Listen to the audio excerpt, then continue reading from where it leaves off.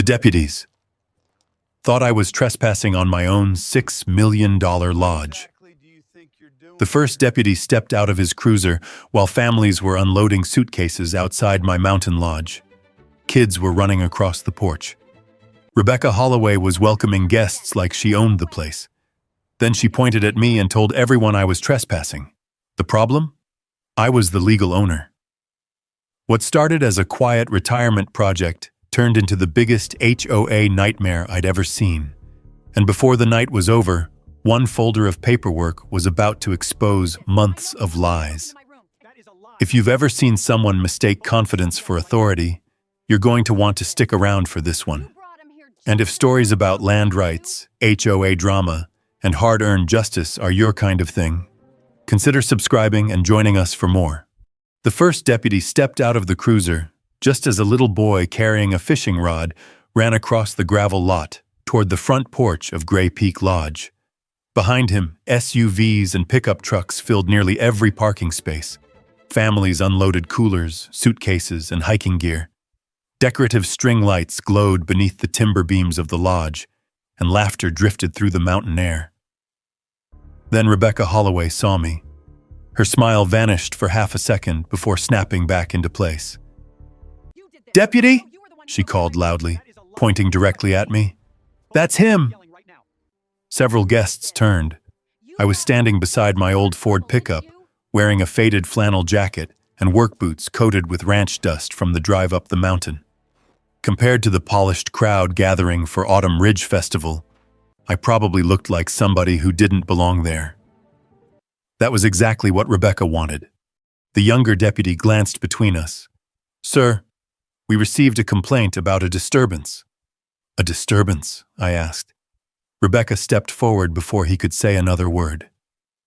"This man has been harassing guests and interfering with check-in operations all afternoon." That was news to me. I had arrived less than 10 minutes earlier. A woman holding a rolling suitcase looked confused. Another guest quietly lowered his phone but kept recording. Rebecca noticed the attention and leaned into it. "We've had ongoing problems with him," she said. "He refuses to respect that this property is professionally managed." Professionally managed. I looked past her toward the massive lodge. 6 months earlier, the building had been abandoned. Now the windows glowed with warm light.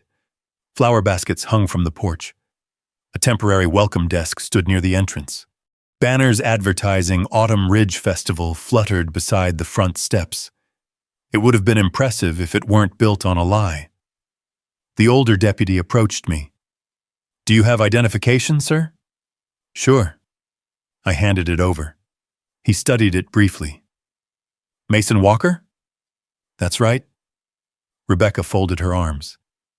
"And he's trespassing." The deputy frowned. "You're claiming he has no authority to be here?"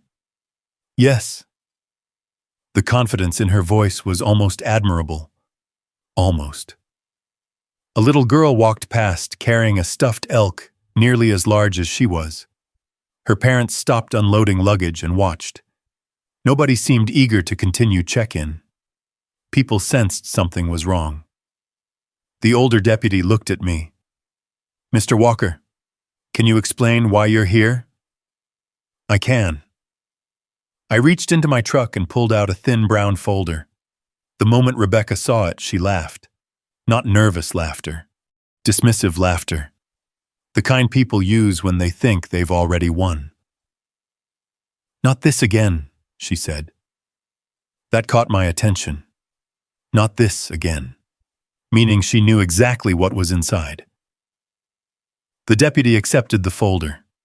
Inside were certified copies of a recorded deed, county parcel maps, tax records, and title documents. Nothing dramatic, just facts.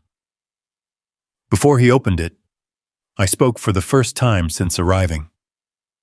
"Before anyone carries another suitcase through that front door," I said, "I think you should ask one question." The crowd went quiet. Even Rebecca stopped smiling. The deputy looked up. "What question?" I nodded toward the lodge. Why is the woman renting this place standing on property she doesn't own? For the first time all evening, Rebecca's expression changed. Not much, just enough. A tiny crack, a flash of uncertainty she couldn't completely hide. The deputy opened the folder. The younger deputy stepped closer.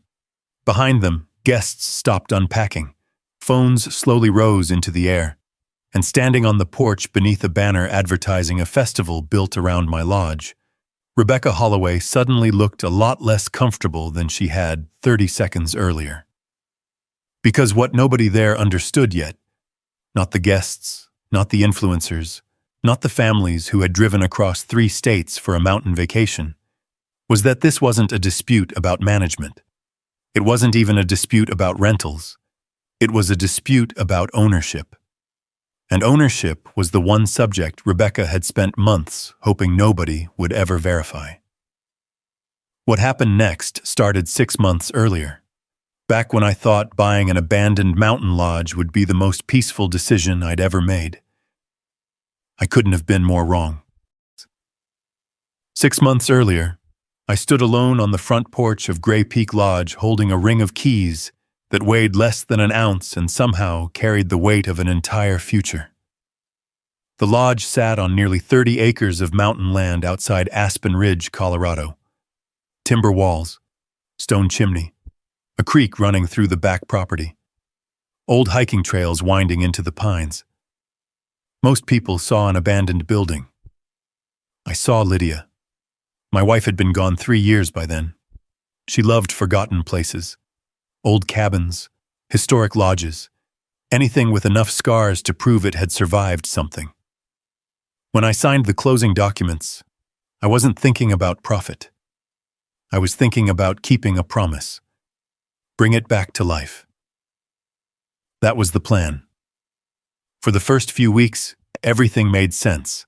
Contractors visited, survey markers were verified, roof inspections were scheduled. I spent mornings walking the property with a notebook and afternoons reviewing repair estimates.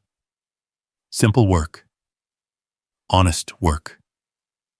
Then small things started happening. The first sign was a set of fresh tire tracks. I noticed them one Monday morning after a weekend away at my ranch. Someone had driven all the way up the private access road and turned around near the lodge entrance. That wasn't impossible. Lost hikers happened. I didn't think much of it. 3 days later, I found something else. The trash container beside the maintenance shed had been emptied. I hadn't emptied it. Neither had any contractor. The following week, I arrived to find the front porch swept clean. Not naturally clean, freshly swept. Every pine needle gone, every footprint erased. I stood there looking at it for a long moment. Someone had been on my property. Not passing through, working. The strange part wasn't the activity. The strange part was the confidence. Whoever was coming here wasn't sneaking around. They behaved like they belonged. That bothered me. The next Saturday, I drove up before sunrise. My plan was simple. Walk the property, take measurements, review fencing near the creek. Instead, I found the first piece of evidence. A manila envelope had been taped directly to the front door, not tucked underneath, not left accidentally. Displayed, as if it belonged there. I pulled it down and opened it. Inside was a professionally printed welcome packet. Heavy paper, color logo, guest information, Wi-Fi instructions, emergency contacts, checkout procedures. At first, I thought it had been delivered to the wrong address. Then I reached the final page. The heading read, Pine Ridge Hospitality Services. Below it were instructions for arriving guests, recommendations for local hiking trails, parking guidelines, property rules. Everything written as if the lodge were an active vacation rental. My vacation rental. The last page carried a signature, Rebecca Holloway. I read the name twice, then a third time. The packet suddenly felt heavier. Because this wasn't a random flyer. Someone had spent money designing it, printing it, distributing it. Someone expected guests to arrive. I walked through the lodge, checking every room. Nothing appeared damaged. Nothing appeared stolen. But that somehow made things worse. The building looked maintained, not abandoned, as though somebody had been preparing it for visitors. I moved room by room. Then I noticed something near the guest registry desk left behind by the previous owner. Dust. Or rather, the lack of it. A clean rectangle sat in the middle of the surface. Something had been there recently. Something large. I took photographs. Lots of them. Years as a land surveyor had taught me one lesson. When something doesn't make sense, document it before touching anything. That afternoon, I searched Pine Ridge Hospitality Services online. The first result appeared immediately. A polished website, mountain imagery, vacation packages, weekend retreat promotions, professional branding. I clicked, then froze. There on the homepage sat a photograph of Gray Peak Lodge. My lodge. The exact angle, the exact porch, the exact stone chimney. The listing described it as a premier mountain getaway managed by Pine Ridge Hospitality. Available weekends. Available holidays. Available now. I stared at the screen. Then I looked back toward the lodge outside my window. For several seconds, I couldn't reconcile what I was seeing. I owned the property. The deed had been recorded. The title was insured. The boundaries had been surveyed. Yet somehow, somebody was advertising it to paying guests. The booking calendar showed reservations stretching months into the future. Names hidden. Dates filled. Money changing hands. And nowhere, not once did the listing mention me. Not as owner. Not as manager. Not at all. I printed everything. Every page. Every image. Every booking screen. By sunset, a folder sat on my kitchen table. The first folder. I didn't know it then, but it would become the beginning of a very large collection. Because one question refused to leave my mind. If strangers were paying to stay at my lodge, who exactly was collecting the money? And more importantly, how long had they been doing it? The next morning, I started where people in mountain towns usually start when something doesn't add up. The diner. Aspen Ridge wasn't large enough to hide a secret like Gray Peak Lodge forever. Somebody knew something. I carried a folder containing printouts from the rental website and slid into a booth near the back. 10 minutes later, I had my first answer. Not from a government office, not from a lawyer, from a waitress. The moment she saw the lodge photograph, she pointed at it. "That's Rebecca's place." I looked up. Rebecca's place? That's what everybody calls it. A retired electrician sitting nearby overheard us. His expression immediately changed. "You bought that lodge?" "I did." He leaned back in his chair. "Then you're going to meet Rebecca Holloway sooner or later." The table grew quiet. That got my attention. People don't suddenly stop talking unless a name means something. "What kind of person is she?" I asked. The electrician laughed once. Not because it was funny, because he didn't know where to begin. Within 15 minutes, I heard the same story from 4 different people. Rebecca had moved into Pine Ridge Estates about 4 years earlier. By the end of her first year, she was on the HOA board. By the end of the second year, she was running it. After that, rules multiplied. New fees, new committees, new regulations, parking, landscaping, property appearances, vacation rentals. Everything somehow ended with Rebecca gaining more influence. "She doesn't just run the HOA," one contractor said. "She runs people." Nobody argued. Then the waitress delivered the piece that mattered most. "I thought she owned the lodge." The entire table nodded. That statement hit harder than I expected. Not because it was true, because everybody believed it. Authority becomes dangerous when nobody questions it. I returned home and spent the afternoon digging deeper. The rental website was only the beginning. Gray Peak Lodge appeared on multiple vacation platforms. Different listings. Different descriptions. Same property. My property. I found reviews going back nearly a year. Families from Texas. Retirees from Arizona. Couples celebrating anniversaries. Fishing groups. Corporate retreats. Dozens of people had stayed there. Maybe hundreds. All paying Rebecca's company. All believing she owned the place. One review caught my eye. Rebecca personally welcomed us at check-in. Wonderful owner. Owner. There was that word again. I opened another listing. Same thing. The owner was incredibly helpful. Another. The property manager, Rebecca, made everything easy. The language varied. The result didn't. Everyone believed she controlled the lodge. The deeper I looked, the stranger it became. Professional photography. Seasonal packages. Holiday promotions. Guided hiking weekends. Creekside picnic experiences.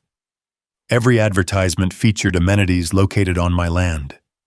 Private trails, scenic overlooks, fishing access, the creek running behind the lodge, things I owned, things she was selling. By evening, my dining room table was covered with paperwork, printed reviews, booking screenshots, advertisements, marketing materials. The folder from yesterday had become a stack, and the stack kept growing. Then I found something that changed the situation. A social media advertisement. Simple video. 30 seconds long. Rebecca stood on the front porch of Gray Peak Lodge speaking directly to the camera. I watched it twice, then a third time. She wasn't describing the property. She was presenting herself as its authority. At Pine Ridge Hospitality, we're proud to offer exclusive mountain experiences at Gray Peak Lodge. Exclusive. The word bothered me, because exclusivity implies control. Control implies ownership, and ownership requires proof.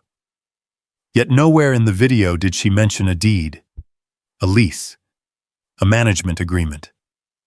Nothing. Only confidence.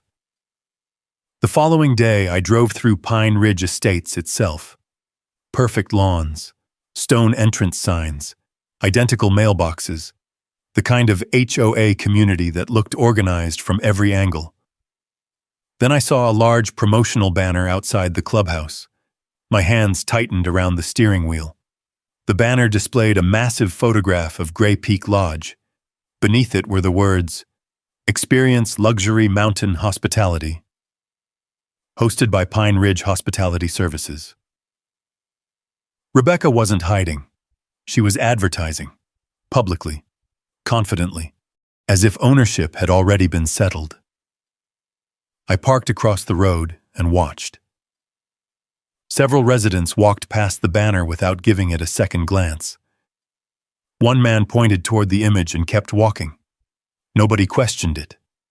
Nobody challenged it.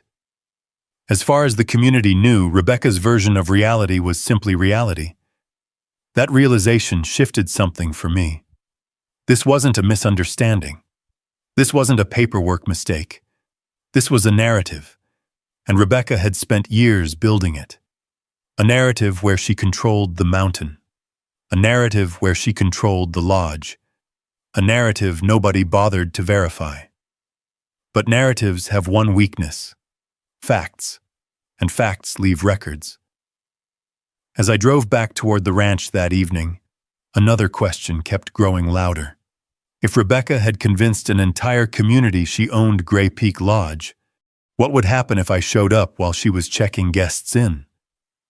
For the first time since buying the property, I stopped wondering who she was, and started wondering how far she was willing to go. I would get my answer sooner than expected. 3 days later, a new reservation appeared on one of the rental sites. Check-in, Saturday noon, 2-night stay, family booking. That was all I needed. Instead of calling anyone, I drove to the lodge early and parked on a ridge overlooking the gravel lot. I wanted facts, not assumptions. Just before noon, a black SUV climbed the access road. A woman stepped out, carrying a tablet and a stainless steel travel mug. Even from a distance, I knew exactly who she was. Rebecca Holloway. The woman who apparently believed ownership was optional. She walked across the lot with complete confidence. No hesitation, no uncertainty. She unlocked the front door using a key. A real key. Not a copied code. Not a temporary access card. A working key. That immediately raised a new question. How had she gotten it? 20 minutes later, a family arrived. Parents, 2 children, a golden retriever sticking its head out the rear window. They looked excited. Vacation excited. The kind of people who had spent weeks planning a mountain getaway. Rebecca greeted them on the porch. She handed over paperwork, pointed toward the lodge, answered questions. Everything looked professional. Everything looked practiced. Everything looked illegal. I watched for nearly 40 minutes. By the time the family disappeared inside, Rebecca had completed the entire check-in process without once acting like someone who feared being challenged. She acted like the owner. That confidence bothered me more than the rental listings, because confidence usually comes from something. Protection, leverage, or a plan. Once she left, I drove down to the property. The parking lot was occupied. Guests were inside. I had no intention of dragging innocent people into a confrontation. Instead, I walked the perimeter. That was when I found it. Hidden behind a row of pines near the side entrance sat a lockbox mounted directly to the wall. Brand new, weatherproof, professionally installed. Attached beneath it was a brushed metal plaque. I stared at it for several seconds. Pine Ridge Hospitality Services Authorized Guest Access Property. Managed by Pine Ridge Hospitality. I took photographs from every angle. Then I photographed the mounting hardware. Then the location. Then the wall. Documentation first. Always. The sign wasn't temporary. Somebody expected it to stay there. That mattered. Because temporary mistakes happen. Permanent signs require planning. As I continued around the building, the situation became worse. A laminated trail map had been mounted near the rear porch. The map highlighted private hiking routes, my hiking routes, the ones crossing my acreage, the ones included in the survey documents I received during closing. Someone had marked them as guest amenities. I followed the path downhill. Near the creek, I found another sign. Private fishing access for guests. Again. My creek, my land, my liability if someone got hurt. Yet somebody else was selling access to it. At that point, this was no longer just a lodge rental operation. Rebecca wasn't renting rooms. She was monetizing the entire property, every trail, every overlook, every feature she could package and sell. The deeper I looked, the more evidence appeared. Fresh maintenance logs, cleaning schedules, guest parking instructions, emergency contact numbers. Every document carried the same logo. Pine Ridge Hospitality. By late afternoon, my phone contained more than 200 photographs. I should have been angry. Instead, I felt something else. Concern. Because operations this organized rarely involve one person. Somebody printed the materials, somebody installed the signs, somebody coordinated bookings, somebody processed payments. A system existed behind Rebecca. The question was how large it was. That evening, I returned to Aspen Ridge and stopped by the county records office before closing. I wasn't looking for ownership records. I already had those. I wanted business filings. The clerk pointed me toward public registration documents. An hour later, I had another surprise. Pine Ridge Hospitality Services was real, at least on paper, registered 11 months earlier. Business address: Pine Ridge Estates Clubhouse. Registered manager: Rebecca Holloway. Business purpose: hospitality consulting and guest services. Nothing about owning lodges. Nothing about operating resorts. Nothing about managing mountain properties. Yet somehow she was doing exactly that. Legally registered company, unauthorized operation. That combination made my stomach tighten. Because Rebecca wasn't acting impulsively. She was building something, and she had spent nearly a year doing it. As I drove back to the ranch, the stack of evidence on my passenger seat felt heavier than before. What started as a strange welcome packet had become something much larger. A fake management company, unauthorized guest operations, commercial use of private land, public claims of authority, and now a registered business standing behind it all. The scheme wasn't shrinking, it was growing, which meant one thing. Somewhere behind Pine Ridge Hospitality, money was moving, and wherever money moves, paperwork follows. I intended to find every piece of it, because I was beginning to understand something dangerous. Rebecca Holloway wasn't confused. She wasn't mistaken. She wasn't accidentally overstepping boundaries. She had built an entire business around property she did not own, and I still had no idea how many people were helping her do it. The answer started arriving one phone call at a time. I stopped focusing on the lodge itself and started following the people connected to it. Guests, vendors, contractors, anyone whose name appeared in the records I'd collected. Money leaves trails. People leave stories. I wanted both. The first breakthrough came from a woman named Carol Jensen. I found her through an online review she'd posted 6 months earlier. When I called, she sounded surprised, then concerned, then angry.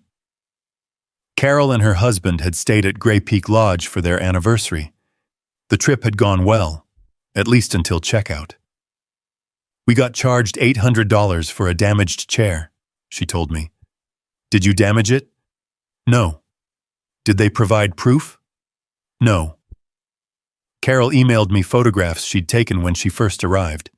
The chair was already damaged. Time-stamped images, clear evidence. Yet somebody had charged her credit card anyway. I added the documents to my growing file. One guest complaint wasn't much, but patterns matter.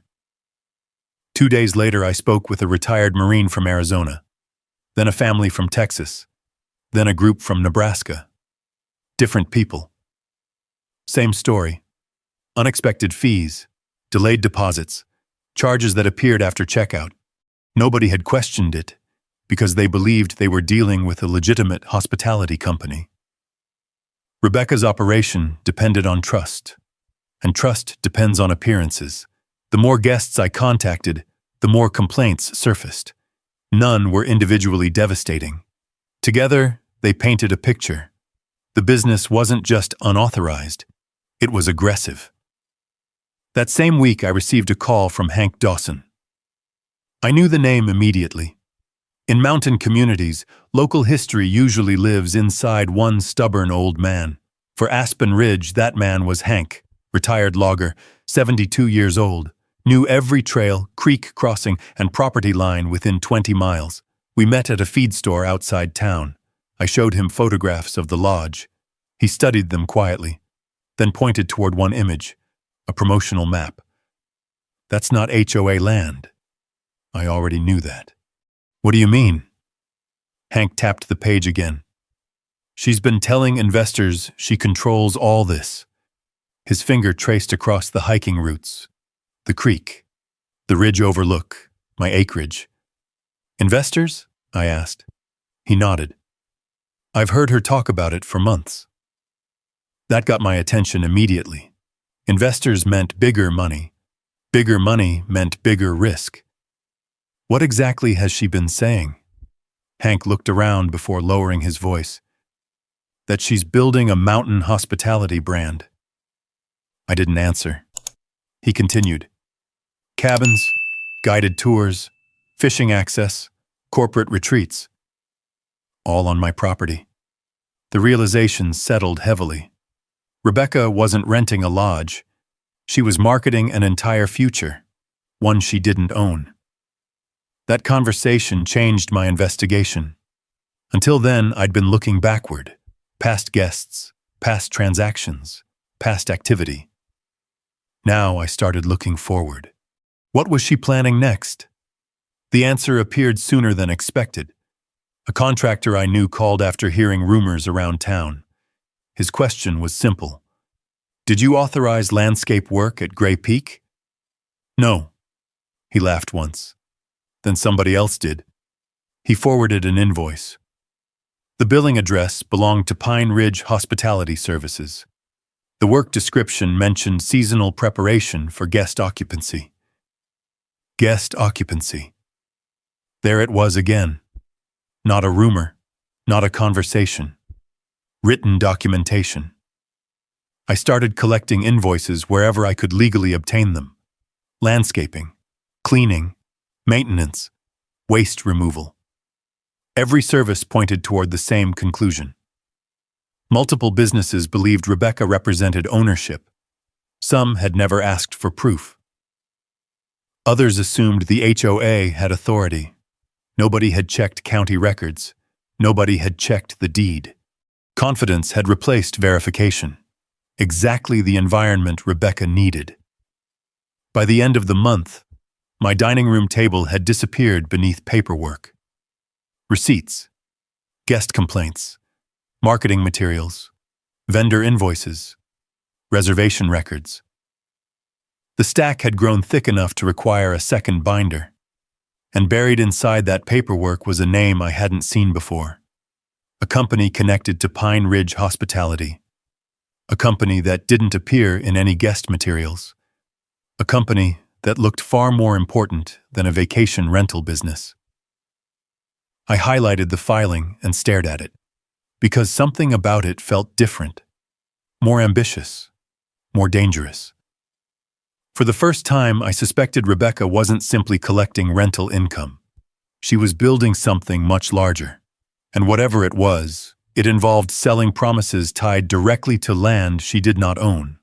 The next step was obvious. I needed someone who understood property law better than anyone else I knew. Someone who could tell me whether this crossed the line from HOA arrogance into something far more serious. The next morning, I called attorney Grant Mercer. And after reviewing the first few pages of evidence, he said 6 words that changed the entire case. Mason, this is bigger than rentals. Grant Mercer rarely sounded surprised. That was one reason I hired him. For 20 years, he'd handled property rights disputes across Colorado. Ranch easements, boundary fights, water access claims. The kind of cases that usually ended with survey maps spread across courtroom tables. Yet as he flipped through my binders, he kept stopping. Not because the evidence was weak, because it kept getting worse. We sat in his office for nearly 3 hours. Guest complaints, vendor invoices, business registrations, photographs, advertisements. Grant reviewed everything without interruption. Then he stopped at the company filing Hank's tip had led me to. This one. He slid the document across the desk. I looked at the header. Mountain Heritage Ventures, LLC. The name meant nothing to me. Grant pointed lower on the page. The registered organizer, Rebecca Holloway. There it was. Another company, another layer, another piece of a puzzle that was starting to take shape. Read the business purpose section. I did. Twice. The language sounded corporate. Future hospitality expansion. Regional tourism development. Mountain recreation opportunities. Projected revenue growth. At first glance, it looked harmless. Then Grant handed me another document, an investor summary. My stomach tightened immediately. The proposal described future development opportunities tied directly to Gray Peak Lodge: luxury cabins, private hiking access, exclusive creek frontage, expanded guest amenities, retreat packages, outdoor recreation infrastructure. Every asset listed belonged to me. Not Rebecca, not Pine Ridge Hospitality. Me. I turned pages faster. Revenue projections, occupancy forecasts, 5-year growth plans, investment opportunities. The documents treated my property as if it were already under their control. Grant leaned back. "Do you see the problem?" "I see several." He nodded. "She's not just collecting rental income." No, she wasn't. Rebecca was selling a future built on land she did not own, a future investors might believe was already secured. That changed everything. Because confused guests were one thing. Potential investors were another. People make vacation mistakes all the time. They do not usually invest money without expecting ownership rights, operational control, or future returns. The stakes had just become much larger. Over the following weeks, Grant and I expanded the investigation. Every new filing revealed another layer. Every layer revealed more confidence. And confidence without ownership is dangerous, especially when money becomes involved. One afternoon, Grant forwarded an advertisement he'd discovered online. Rebecca had been invited to speak at a regional tourism conference. Her biography described her as the managing operator of a historic mountain hospitality destination. Gray Peak Lodge, my lodge, presented publicly as her success story. I stared at the screen, then laughed once, not because it was funny, because it was reckless. The further Rebecca pushed the story, the more evidence she created. Every advertisement became evidence. Every investor presentation became evidence. Every public claim became evidence. Grant understood that immediately. Let her keep talking. That advice surprised me. You don't want to stop this? Not yet. He tapped the growing stack of paperwork. Every week she keeps doing this, she strengthens your case. And she did. More social media campaigns appeared. More marketing materials surfaced. One brochure even displayed an illustrated master plan showing future cabins spread across acreage she had never owned. The drawings included my creek, my trails, my ridge, my survey markers, everything. The boldness was almost unbelievable. But the most useful mistake came when Grant finally sent a formal cease and desist letter. It included certified ownership documents, county records, parcel maps, title records, every fact necessary to eliminate confusion. No ambiguity, no misunderstanding. Rebecca now had official notice. The letter went out on a Monday. We waited. 7 days passed. Nothing. 10 days. Still nothing. Then an email arrived. Not from an attorney. Not from an investor. Not from a corporate representative. From Rebecca herself. 3 sentences. That was all. Pine Ridge Hospitality Services maintains lawful operational authority. We reject your allegations. Future communications should be directed through appropriate channels. Grant smiled the moment he read it. Why are you smiling? Because she responded personally. I understood immediately. She had acknowledged the dispute, acknowledged ownership claims, acknowledged receiving notice, and despite that, she continued asserting authority, in writing, documentation, again. Every step she took seemed designed to help us. The problem was that Rebecca didn't realize it. She believed visibility made her stronger. She believed public confidence could replace property records. And she was about to test that belief on the biggest stage she'd ever created. Because 3 weeks later, Pine Ridge Hospitality announced something called Autumn Ridge Festival, a sold-out weekend event. Full occupancy, influencers, media coverage, investors, public tours. Rebecca planned to stand on the front porch of Gray Peak Lodge and present herself as the face of mountain hospitality. Grant looked at the announcement, then looked at me. For a long moment, neither of us spoke. Finally, he asked one question. What if we let her? I already knew exactly what he meant, because the larger the audience became, the more witnesses there would be when the truth arrived. Most people expected me to shut the operation down immediately. Grant didn't. And after thinking about it, neither did I. For months, Rebecca had built her business on one advantage. Nobody was looking closely. If we forced a confrontation too early, she'd claim confusion, miscommunication, paperwork delays, anything that created doubt. But Autumn Ridge Festival changed the equation. Rebecca wanted publicity. Publicity creates records. Publicity creates witnesses. Publicity creates accountability. For the first time since buying Gray Peak Lodge, I stopped reacting to Rebecca's actions and started planning around them. The festival was scheduled for the first weekend of October. Every available room had been booked. Online advertisements promised luxury accommodations, guided trail experiences, private fishing access, and exclusive mountain hospitality. All built around property she did not own. The guest list alone was remarkable. Families from 5 states, travel bloggers, regional tourism influencers, potential investors.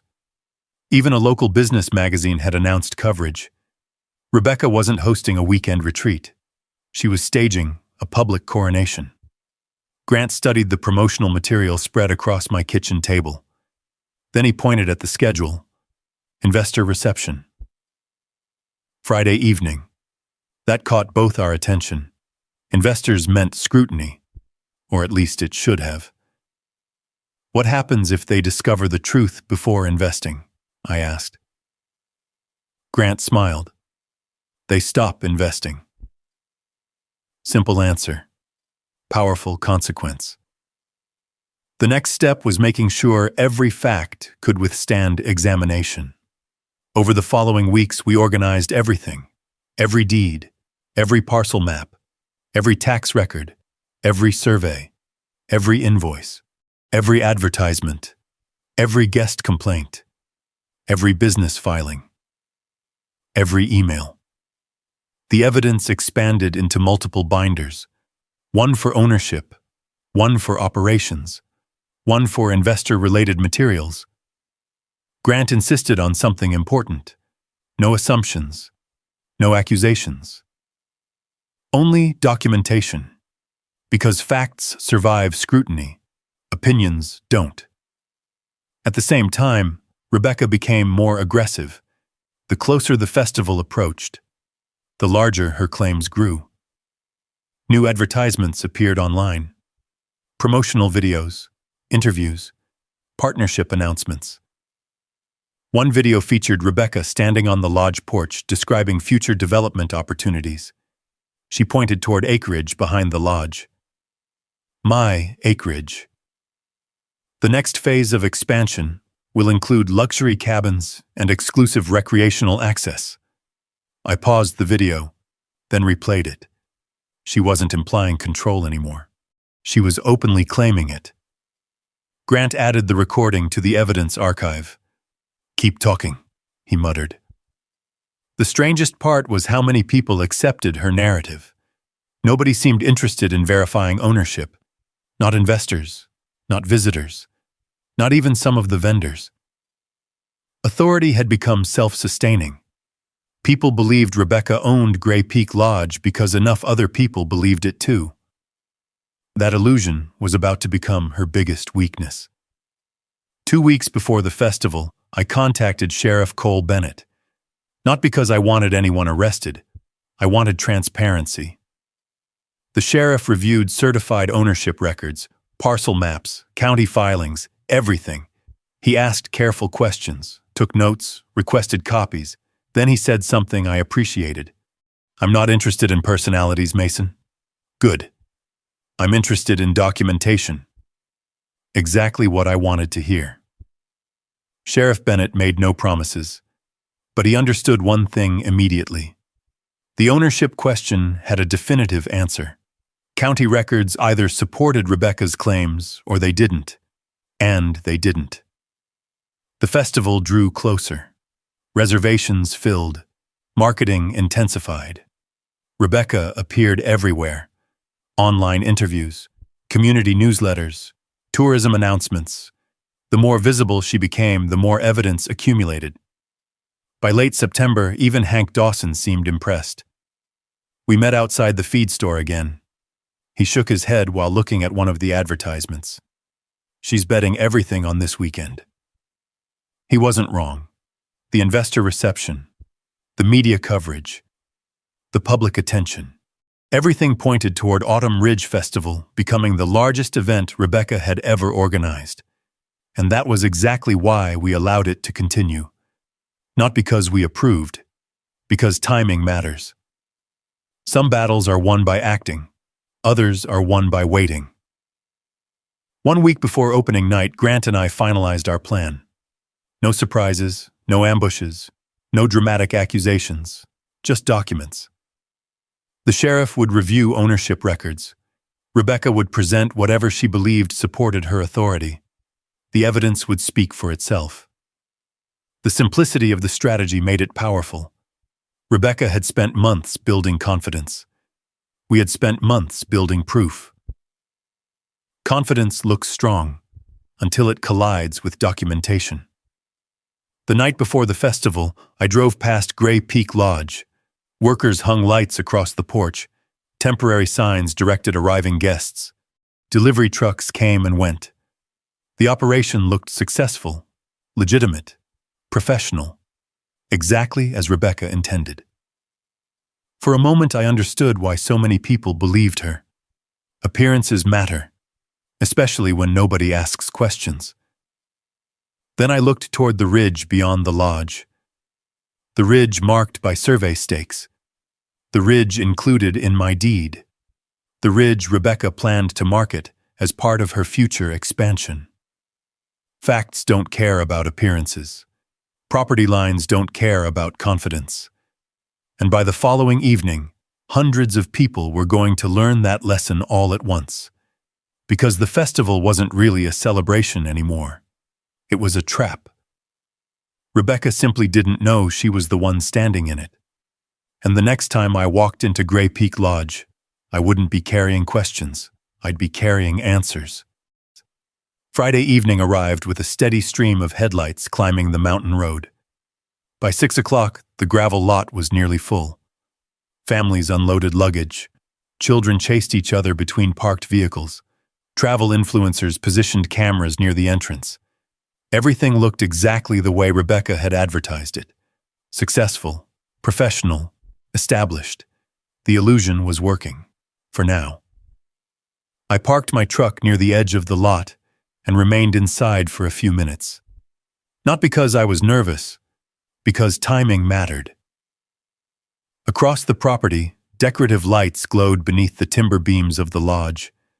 A temporary welcome station sat near the front entrance. Banners for Autumn Ridge Festival hung from the porch railings.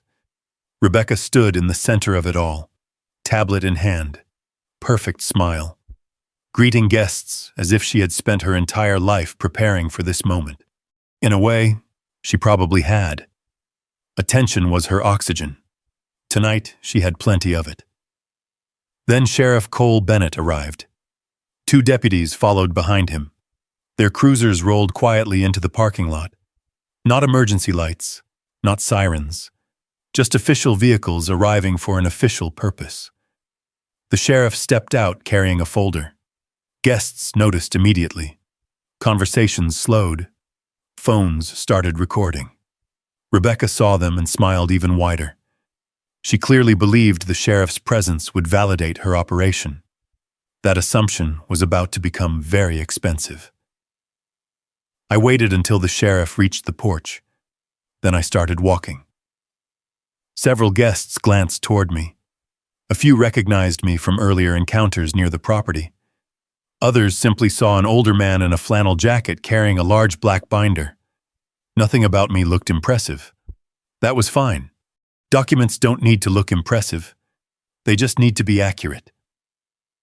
Rebecca greeted Sheriff Bennett before he could speak. "Glad you could make it." The sheriff nodded politely. "We need to review documentation regarding operational authority for the property." Rebecca didn't hesitate. She had been expecting this. Confident people often assume preparation equals proof. She reached beneath the welcome desk and produced a neatly organized folder. Management agreements, internal records, hospitality documents, HOA materials. The sheriff accepted them. One deputy began reviewing pages beside him. Rebecca folded her arms and smiled at the growing crowd, as if the outcome were already decided. Guests gathered closer. Investors lingered near the porch steps. Several influencers shifted their cameras toward the conversation. The audience Rebecca had spent months building was finally paying attention. Unfortunately for her, they were about to pay attention to the wrong thing. The sheriff finished reviewing the first set of documents, then looked up. "Do you have ownership records?" The question landed harder than I expected. Rebecca blinked. Only once. Ownership isn't relevant to operational management. The sheriff didn't respond immediately. Instead, he looked toward me. That was my cue. I climbed the porch steps carrying the binder. Nobody stopped me. Nobody spoke. The atmosphere had changed. Moments earlier, people expected a routine check-in. Now they sensed something larger. I placed the binder on the welcome table. The sound echoed louder than it should have. Inside were months of work, certified deed records, parcel maps, title insurance documents, tax records, survey reports, county filings. Every document organized and tabbed, every page verified. Nothing dramatic, nothing emotional. Just facts.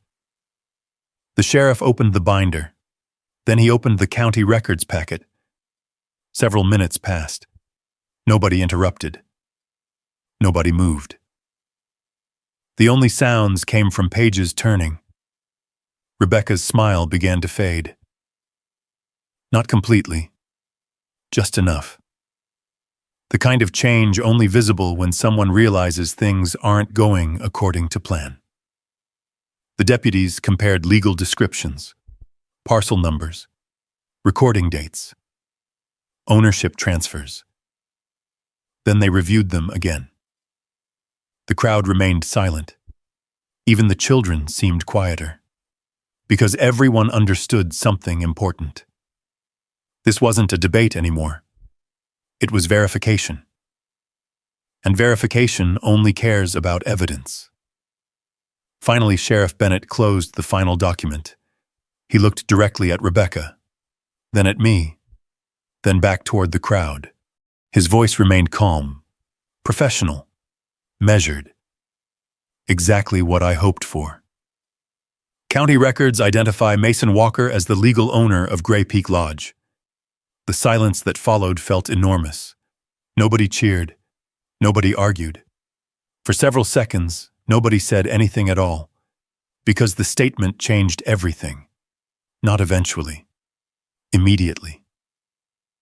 A woman standing near the check-in desk lowered her room key. An investor exchanged a concerned look with another investor.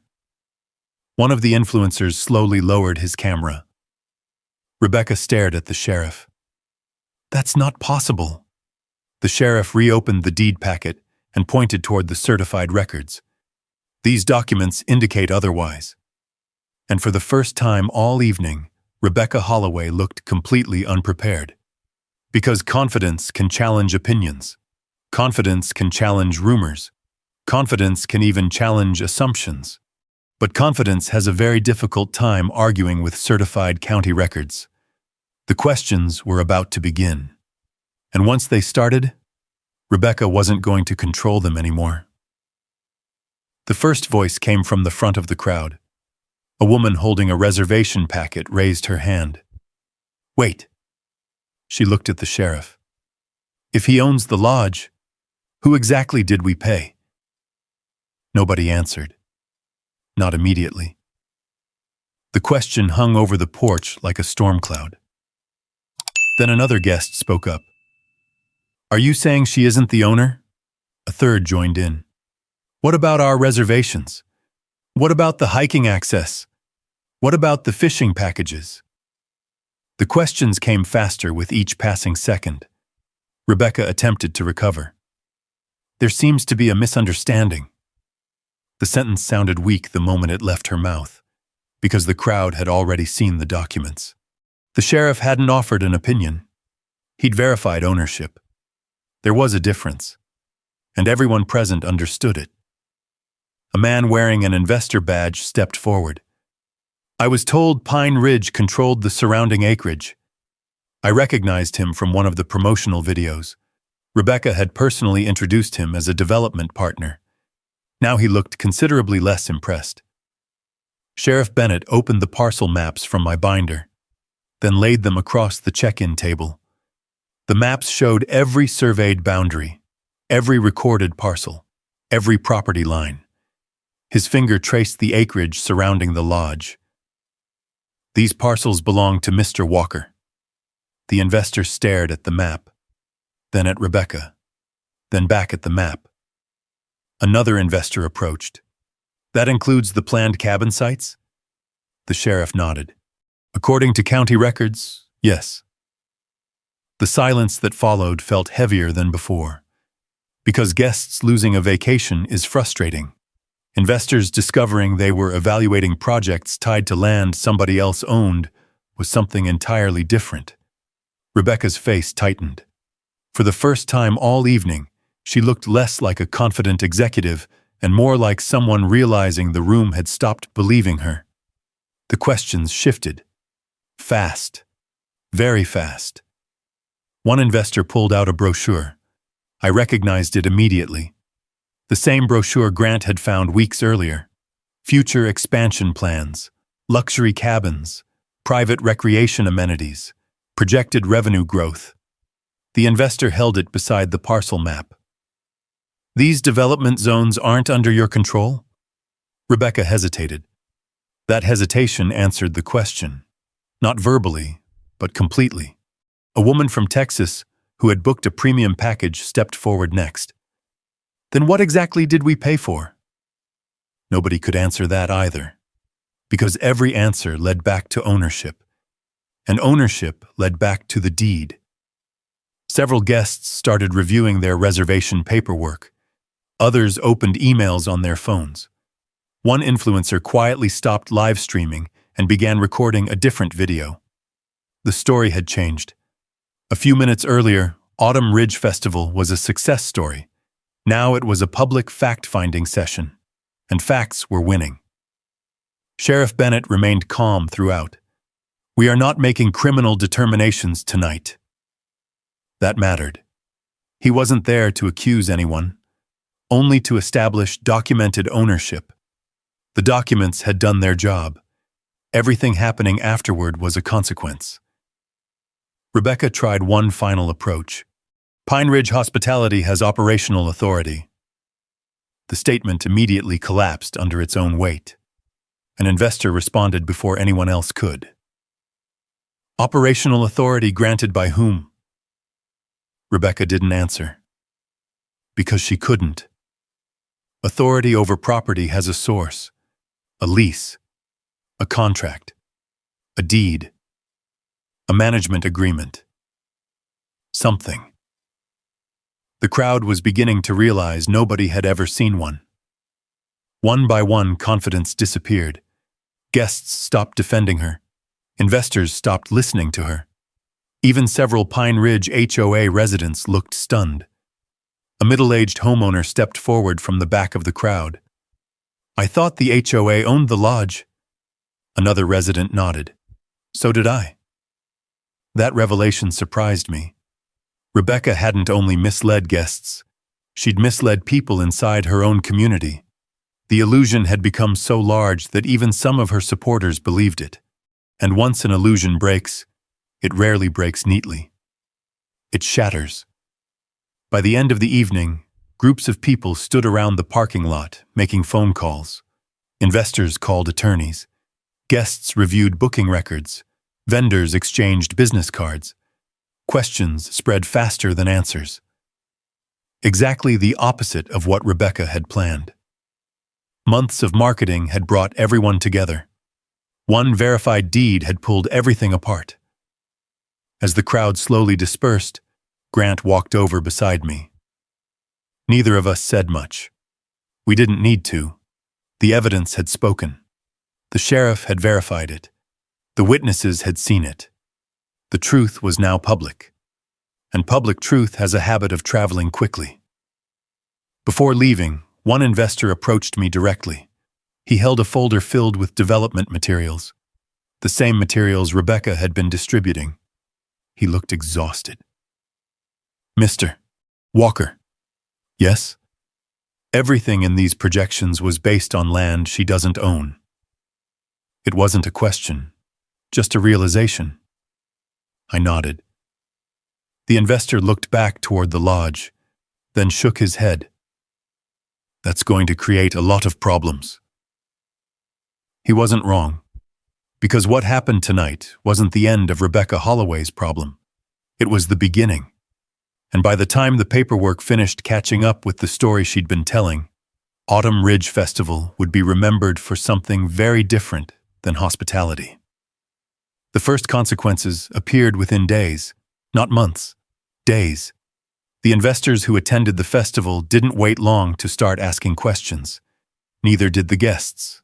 Neither did the vendors. And once those questions started moving through attorneys, payment processors, and business offices, Rebecca's carefully constructed narrative began collapsing under its own weight. Grant called me 3 days after the festival. The booking platforms reached out. That was fast. Faster than I expected. Several guests had submitted documentation requests. Others had filed complaints regarding property ownership disclosures. The platforms wanted records, proof, verification. The same thing Rebecca had spent months hoping nobody would request. Within 2 weeks, multiple listings for Gray Peak Lodge disappeared. Not because anyone forced them to, because ownership records finally entered the conversation. And ownership records were not on Rebecca's side. The vendors followed next.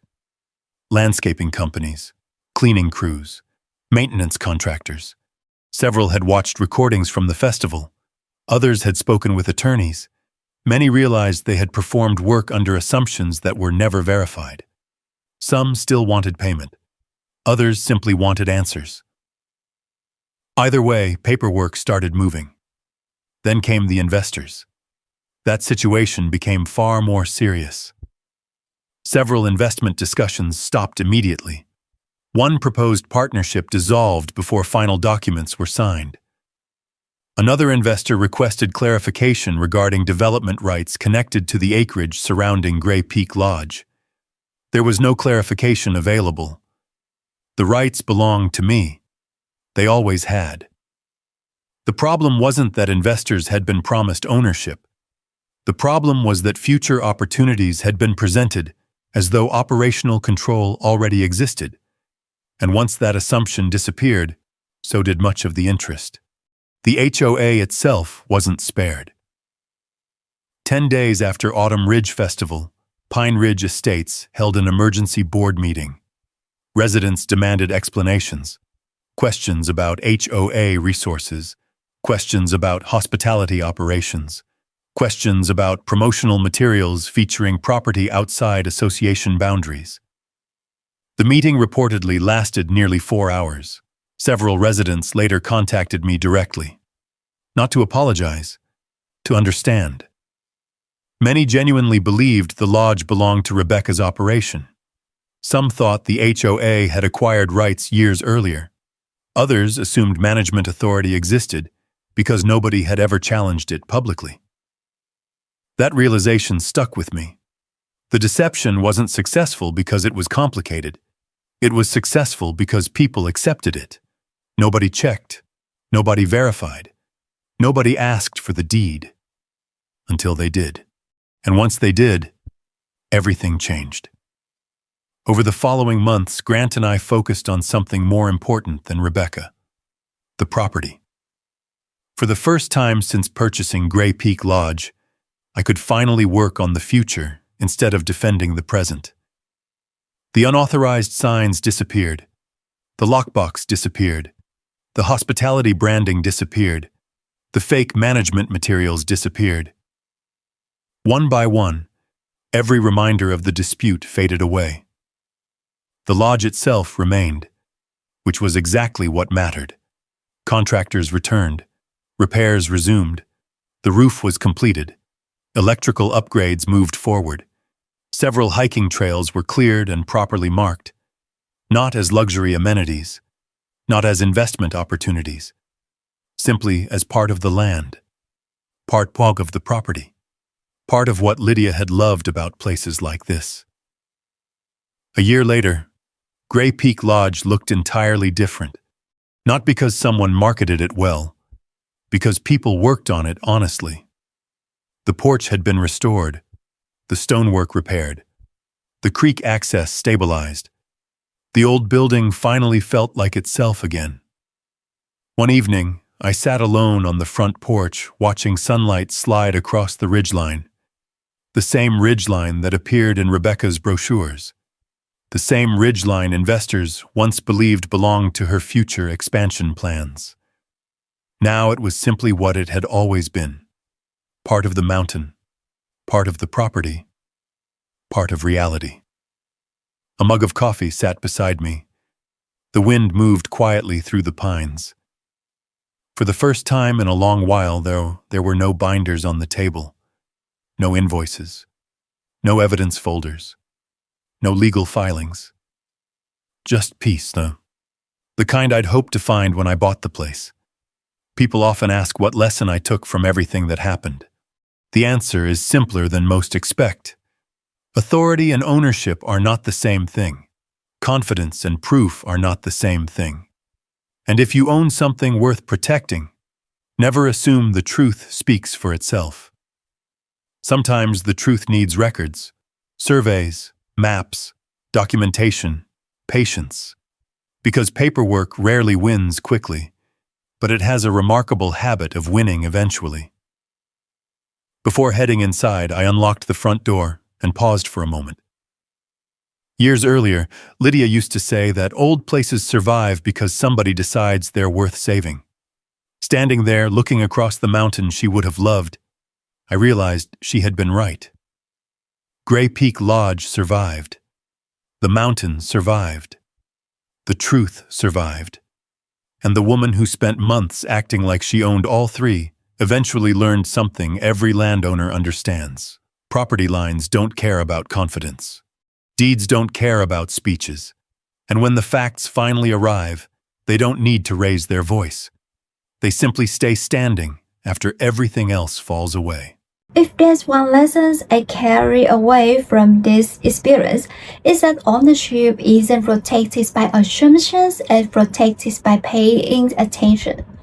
I could have let frustration take over when I discovered strangers were using my property, but that wouldn't have solved anything.